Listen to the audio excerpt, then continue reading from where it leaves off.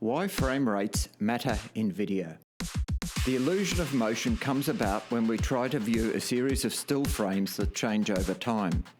Consider a scene such as this tram crossing an intersection. A single image displays no motion, it's just a moment in time.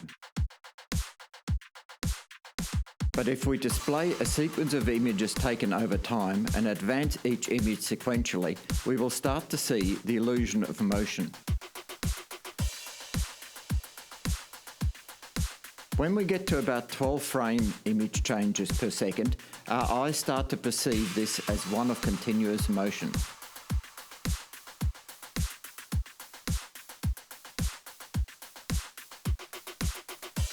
If we now project these 12 frames per second onto a screen, we have a problem of what to do when we need to advance to the next image. To retain the illusion of motion between images, we need to dim the screen to darkness while changing the picture. This is exactly what early photographers faced as they tried to project a series of photos in rapid succession. They needed a way to effectively blank the light from hitting the projection screen while they changed to the next still frame. The duration of light and therefore the display of the individual still image and the duration of dark left us seeing a considerable flicker. So how can you create the illusion of motion while at the same time reducing and thus trying to eliminate our eye's perception of this flicker? Without going into a very technical explanation, there are a number of things we need to achieve. First, we need to increase the rate of light on and light off. The eye stops seeing this flickering when the rate is about 46 Hz. That is 46 on-off cycles. To achieve a smoother illusion of motion that can be realised by increasing the amount of individual pictures per second and the rate of turning the light on and off. In earlier motion pictures, the amount of pictures per second was set to about 16 frames per second. But if we project 16 frames per second, we would still notice considerable flicker. So silent movie projectors displayed each frame 3 times, using a 3-bladed shutter to achieve a rate of 48 pictures per second, or 48 Hz. In the late 20s, movie technology moved to synchronized sound on film. To achieve a satisfactory audio quality, the film had to be sped up. Engineers settled on 24 frames per second as the minimum film speed for acceptable audio quality. It could just have been 22 or 25 or any other frame rate. But remember, 24 frames per second is just above the minimum flicker rate. And now, using a 2-bladed projector shutter, projection achieved a very acceptable result. Nah, it is nothing. Yeah, sit down here. Let's have a look. So, we have settled on 24 frames per second for cinema worldwide, a universal standard that every filmmaker can adhere to. There is just one small problem. Film is not particularly suited to displaying fast-moving motion or panning the camera too fast.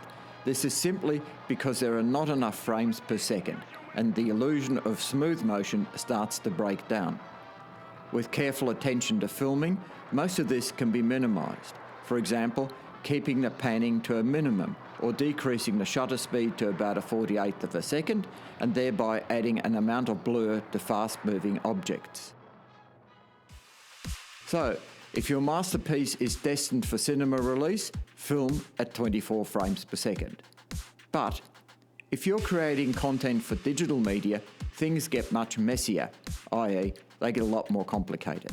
If you create exclusively for your YouTube channel, and you make the usual, I'm the expert how to rescue the world from its problems, then you have absolutely no problems, as YouTube accepts most frame rates that you can film with, as long as they are progressive and not interlaced.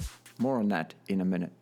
So go ahead, 24 frames per second, 25 frames per second, 30 frames per second, 50 frames per second, 60 frames per second, no arguments. However, if you create content for television, things are not plain sailing. The world is split into 2 vastly different spaces.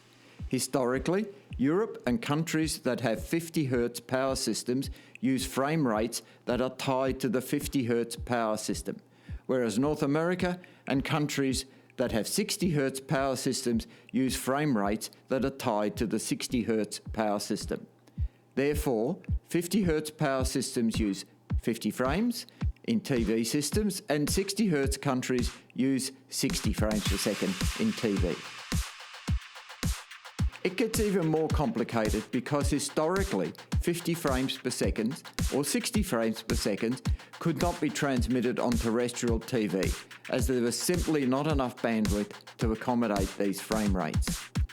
What engineers did was to reduce the bandwidth required by only sending half the picture information on each of the 50 or 60 frames. This sometimes shows up as a combing effect when video is incorrectly displayed on an LCD monitor. Not great. So if you film content exclusively for TV, you can opt to film content in an interlace standard such as 1080 interlace 50 or 1080 interlace 60. Make sure that you also edit your content in interlaced format and deliver this according to the requirements of your recipient. A better way may be to film your content in either 50 or 60 frames progressive. That is, record 50 or 60 full frames. When it comes time to deliver to your client, find out what formats they require and provide them with that format. By filming your original in 50 or 60 frames per second progressive, you will have covered all your bases. You can send your copy to YouTube, as we've seen, no problems. You can send your copy to TV stations, just ask for specifications. You can send your copy to streaming services, again, ask for their specifications. You can easily repurpose for cinema or film festival release, again, specifications must be met. For example, this is the delivery format for TV commercials in Australia, where I happen to live and work. Note, the specs state the content should be interlaced at 50 fields per second. This gives you 25 full frames per second.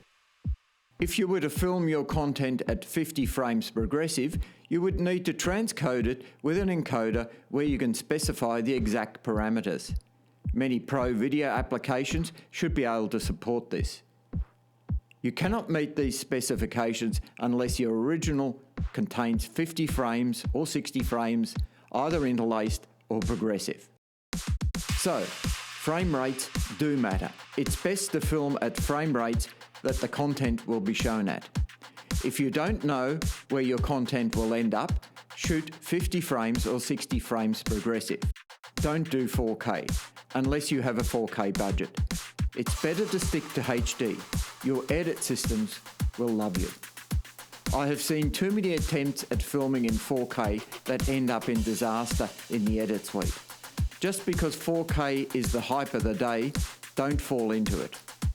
If you deliver wedding videos, YouTube videos or corporate videos, use the KISS principle.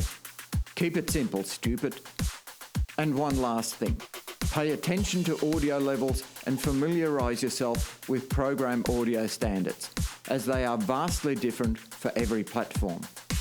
Digital audio uses a full scale measured in dB or decibels. 0 dB is the highest level before distortion sets in. -24 is the usual maximum program level for broadcast delivery. -14 is the usual program level for YouTube. I usually deliver corporate videos at -12. Adhering to these standards will keep your video sounding great and give your clients a uniform listening experience. I hope this primer has been useful. You can contact me through my website, peterermedia.com.au.